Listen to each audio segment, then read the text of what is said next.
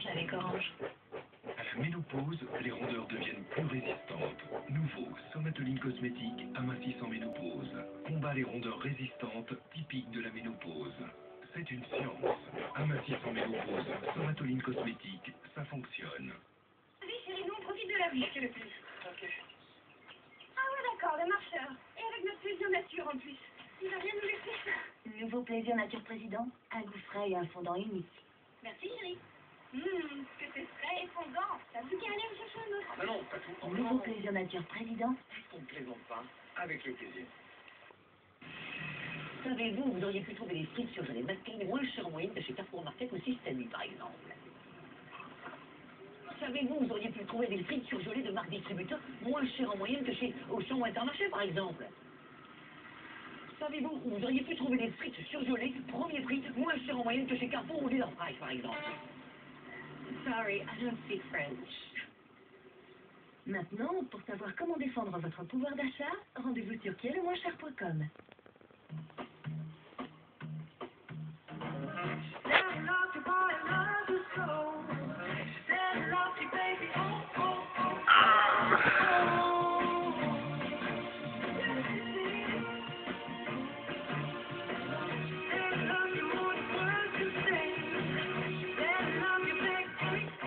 Nouvelle BMW Série, l'allure.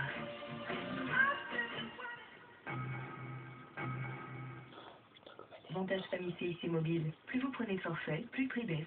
En même temps, pour la famille,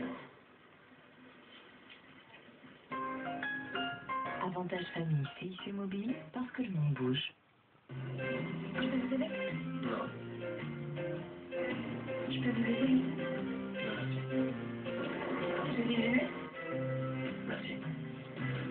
Et sinon, je peux vous aider? Avant, j'étais timide. Mais ça, c'était avant. Chris, vous allez vous aimer.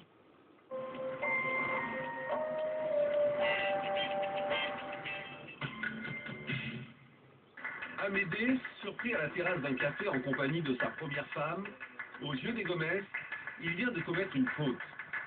Sur fond de suspicion d'infidélité conjugale, les esprits s'échauffent.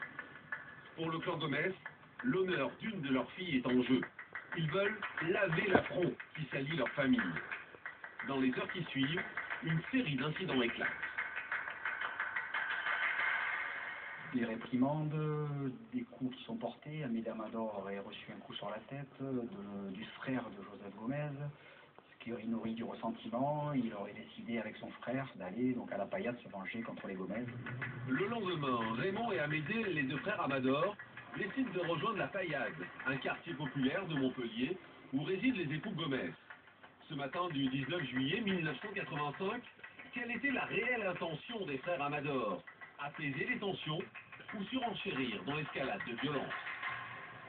L'honneur appelle l'honneur, les représailles appellent les représailles, et le frère de Amédée, donc Raymond Amador, va organiser une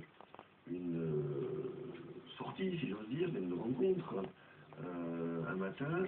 Ils vont partir en expédition, ils vont partir quand même, ça n'est pas nié, armés vers le quartier où habite Joseph Gomez. Et puis les choses vont mal tourner. Raymond Amador et son frère Amédée sont à bord de leur voiture. Dans le quartier de la Paillade, ils croisent à hauteur de la rue Uppsala le couple Gomez dans leur Renault 12. Ils descendent tous de voiture. Selon des témoins, le ton monte très vite. Et le face-à-face ne dure que quelques secondes.